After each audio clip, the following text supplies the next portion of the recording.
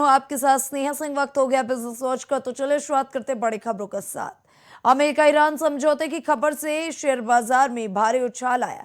Sensex 976 अंक चढ़कर 74,799 पर और निफ्टी 23,437 के पार पहुंचे। कच्चे तेल की कीमतों में गिरावट ने भी बाजार को सपोर्ट किया। इस बम्पर तेजी के दम पर निवेशकों ने शुरुआती कारोबार में ही करीब 6 लाख करोड़ रुपए की शानदार कमाई की है। आज सुबह भारतीय शेयर बाजार खुलते ही एक बार फिर से सेंसेक्स और निफ्टी ने काफी रॉकेट की रफ्तार पकड़ ली और चारों तरफ हरियाली छा गई। शुरुआती कारोबार में सेंसेक्स 976 अंकों की लंबी छलांग लगा चुका है। हालांकि बता दें, इस तूफानी तेजी का सीधा फायदा आम निवेशकों को मिला। चंद मिनटों के भीतर निवेशकों की संपत्ति में करीब 6 लाख करोड़ रुपए का भारी भरकम इजाफा हो गया है। ऐसे में बहुत अहम माना जाए, इस खबर ने बाजार में एक बेहद पॉजिटिव माहौल बना दिया है।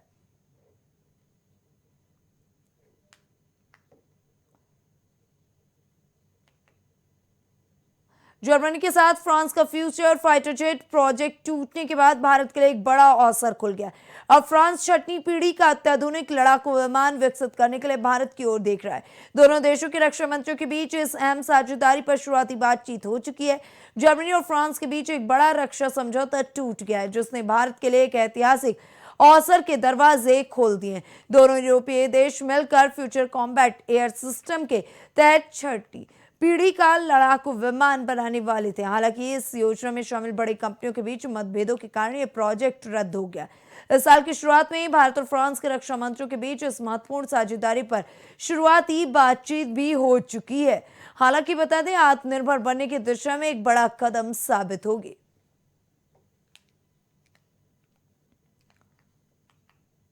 सरकार ने ईंधन की बिक्री पर नई पाबंदियां लगाई। अब कमर्शियल बड़े संस्थान आम पेट्रोल पंपों से ईंधन नहीं खरीद सकेंगे। उन्हें अपने पंप इस्तेमाल करने होंगे। साथ ही आम पंपों से किसी भी ग्राहक या गाड़ी को एक दिन में 200 लीटर से ज्यादा डीजल नहीं मिलेगा। इस डीजल की दोबारा बिक्री पर भी सख्त रोक है। यह आदेश फिलहाल 90 दिनों तक लागू रहेगा। सरकार ने देश में ईंधन की बिक्री और वितरण को लेकर एक बेहद अहम फैसला लिया। सरकार की तरफ से जारी की गई नई अधिसूचना के अनुसार अब रिटेल आउटलेट से मोटर स्पिरिट और हाई स्पीड डीजल की बिक्री पर नई पाबंदियां लगा दी गई। नए नियमों के तहत कोई भी वाहन या ग्राहक एक दिन में पेट्रोल पंप से 200 लीटर से ज्यादा हाई स्पीड डीजल नहीं खरीद सकेगा। इसके साथ ही कॉमर्शियल और संस्थागत ग्राहकों के लिए सीधे रिटेल पेट्रोल पंप से ईंधन खरीदने पर रोक लगा दी गई है। नई गाइडलाइन के अनुसार कॉमर्शियल ग्राहकों को अब आम रिटेल पेट्रोल पंप से ईंधन खरीदने की अनुमति नहीं है। ऐसे में कंज्यूमर पंप से ही लेना होगा। पीएम मोदी के मेलोडी गिफ्ट वीडियो ने शेयर बाजार में गजब का भ्रम पैदा कर दिया था। नाम एक जैसा होने के कारण निवेशकों ने पायलट इंडस्ट्रीज के शेयर धड़ल्ले से खरीदे। दिलचस्प यह है कि यह कंपनी मेलोडी नहीं बनाती, इसके बावजूद महज 22 दिन में ही इस स्टॉक ने 116% रिटर्न देकर निवेशकों का पैसा डबल कर दिया है। ऐसे में कंपनियों के शेयरों पर असर पड़ता है। हाल ही में एक बेहद दिलचस्प मामला सामने है, जहां प्रधानमंत्री नरेंद्र मोदी के एक तोहफे ने शेयर बाजार के निवेशकों की चांदी कर दी। हालांकि मेलोडी भेंट की थी। मेलोना द्वारा इस मुलाकात का वीडियो सोशल मीडिया पर साझा करते ही ये तेजी से वायरल हो गया। इस वायरल वीडियो का असर ये हुआ कि शेयर बाजार में पायलट इंडस्ट्रीज के शेयरों की जमकर खरीदारी शुरू हो गई। देखते देखते 22 दिनों के भीतर ही इस कंपनी के शेयर ने 116% की छप्पर फाड़ रिटर्न दे दी है। ऐसे में दूर दूर तक कोई नाता भी नहीं है मेलोडी टॉफी से।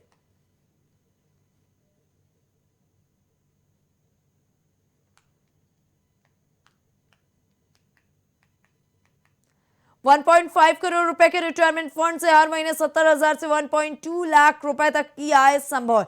यह निवेश रणनीति जोखिम लेने की क्षमता और निकासी दर पर निर्भर करता है। सही प्लानिंग से रिटायरमेंट के बाद नियमित आय और आर्थिक सुरक्षा सुनिश्चित की जा सकती है। रिटायरमेंट के बाद नियमित आय बनाए रखना हर व्यक्ति की सबसे बड़ी वित्तीय चिंता होती है। ऐसे में कई लोगों के मन में सवाल उठता है कि अगर उनके पास रिटायरमेंट के समय 1.5 करोड़ का फंड हो तो क्या उससे हर महीने 1 लाख या उससे अधिक की आय प्राप्त की जा सकती है। लेकिन यह पूरी तरह निवेश के तरीके, जोखिम लेने की क्षमता और निकासी की रणनीति पर निर्भर करता है। ऐसे में इस बात पर निर्भर करेगा कि निवेशक कंजर्वेटिव, मॉडरेट या एग्रेसिव निवेश रणनीति अपनाता है।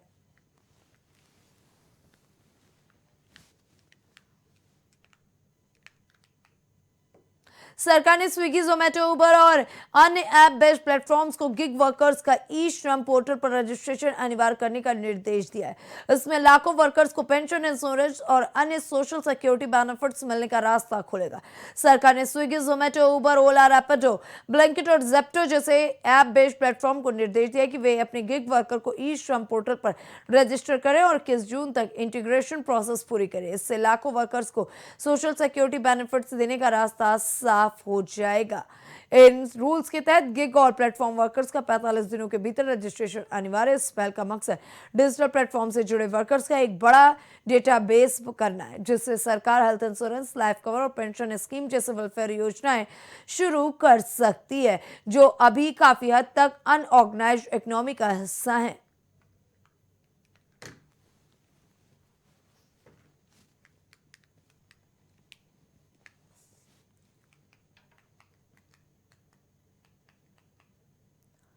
अमेरिकी रियल एस्टेट टेक कंपनी ओपनडोर ने भारत में अपना कारोबार बंद करने का फैसला लिया है। एआई और ऑटोमेशन के बढ़ते इस्तेमाल के चलते कंपनी करीब 250 भारतीय कर्मचारियों को प्रभावित करने वाली बड़ी रिस्ट्रक्चरिंग कर रही है। कंपनी अपने सभी भारतीय कर्मचारियों को नौकरी से निकाल रही है। अमेरिका की रियल एस्टेट टेक्नोलॉजी कंपनी ओपनडोर ने भारत में अपना पूरा ऑपरेशन बंद करने का फैसला किया है। इस कदम से कंपनी के भारत में काम कर रहे करीब 250 कर्मचारी प्रभावित होंगे। सीईओ काज नेजिटिनियन ने बताया कि एआई और ऑटोमेशन के बढ़ते इस्तेमाल के कारण अब बड़े ऑफशोर वर्कफोर्स की जरूरत नहीं रह गई है, जिसके चलते ये बड़ा फैसला लिया गया है।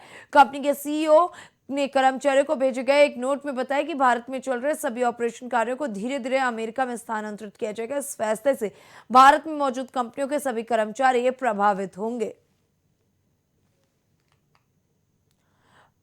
मिडिल ईस्ट युद्ध और बढ़ती एनर्जी कीमतों के बीच वर्ल्ड बैंक ने 2026 की ग्लोबल ग्रोथ का अनुमान घटाकर 2.5% कर दिया। वहीं वित्त वर्ष 2026-27 के लिए भारत की ग्रोथ 6.6% रहने का अनुमान लगाया गया है। मिडिल ईस्ट में चल रहे युद्ध के कारण वर्ल्ड बैंक ने 2026 के लिए अपनी ग्लोबल ग्रोथ का अनुमान घटाकर 2.5% कर दिया। बैंक ने कहा है कि अगर एनर्जी सप्लाई में रुकावटें ज्यादा गंभीर होती हैं और फाइनेंशियल मार्केट में भारी दबाव पैदा होता है तो ग्रोथ घटकर सिर्फ 1.3% रह जाएगा। हालांकि 2026 के लिए इसका अनुमान जनवरी के मुकाबले 0.1% अंक कम है, जो 2019 के आखिरी में शुरू हुई। ऐसे में प्रतिशत से कम है। अमेरिका के अनुमान में कोई कटौती नहीं की गई। ये जनवरी के अनुमान के बराबर है और 2025 के 2.1% के अनुमान से थोड़ा ज्यादा है। भारत में रेयर अर्थ खनिजों के विकास को बढ़ावा देने के लिए रिलायंस, अडानी और वेदांता ने आंध्र प्रदेश में निवेश की रुचि दिखाई। सरकार का लक्ष्य चीन पर निर्भरता घटाकर घरेलू खनन, प्रोसेसिंग और मैग्नेट निर्माण क्षमता को मजबूत करना है। भारत सरकार रेयर अर्थ मिनरल्स के मामले में चीन पर निर्भरता कम करने की दिशा में तेजी से काम कर रही है। सूत्रों के अनुसार इन कंपनियों सहित करीब 10 निवेशकों ने राज्य में रेयर अर्थ से जुड़े उद्योग स्थापित करने की इच्छा भी जताई। सरकार मसौदा दस्तावेज के मुताबिक राज्य के तटीय क्षेत्रों में 16 स्थानों पर करीब 21.1 crore ton beach sand mineral संसाधन मौजूद है।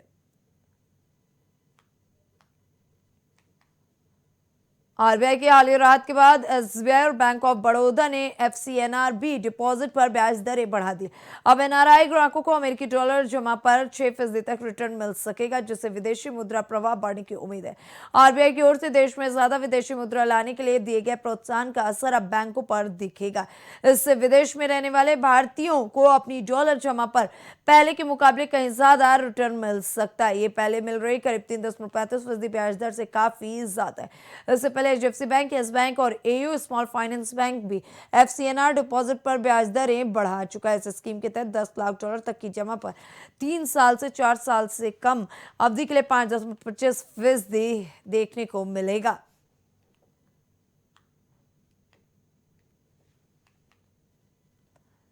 पाकिस्तान की अर्थव्यवस्था FY26 में 3.4% की दर से बढ़ी, जो 4 साल में सबसे तेज वृद्धि है। हालांकि 4% का लक्ष्य हासिल नहीं हो सका। सरकार ने विदेशी मुद्रा भंडार, टैक्स संग्रह और रेमिटेंस में सुधार को अर्थव्यवस्था के लिए सकारात्मक संकेत बताया।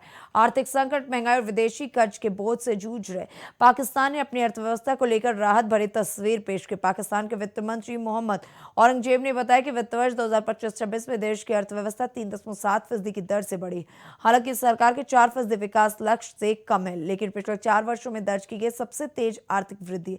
वित्त मंत्री ने राष्ट्र बजट पेश होने से पहले जारी पाकिस्तान इकोनॉमिक सर्वे 2025-26 में ये जानकारी दी थी। सरकार के मुताबिक 4% का लक्ष्य हासिल न होने के पीछे पश्चिमी एशिया में जारी संघर्ष भी बड़ी वजह है।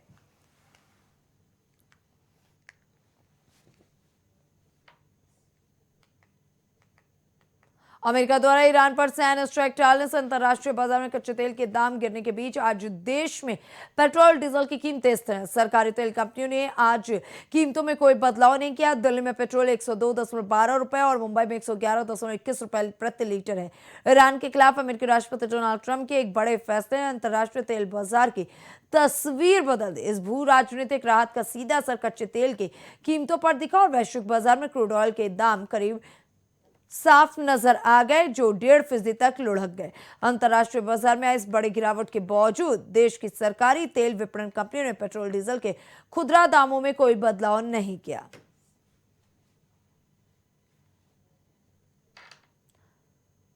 फिलहाल बिजनेस वॉच में बस इतना ही। देश दुनिया के तमाम बड़ी और अहम खबरों को देखने के लिए बने रहें इंडिया वॉच के साथ।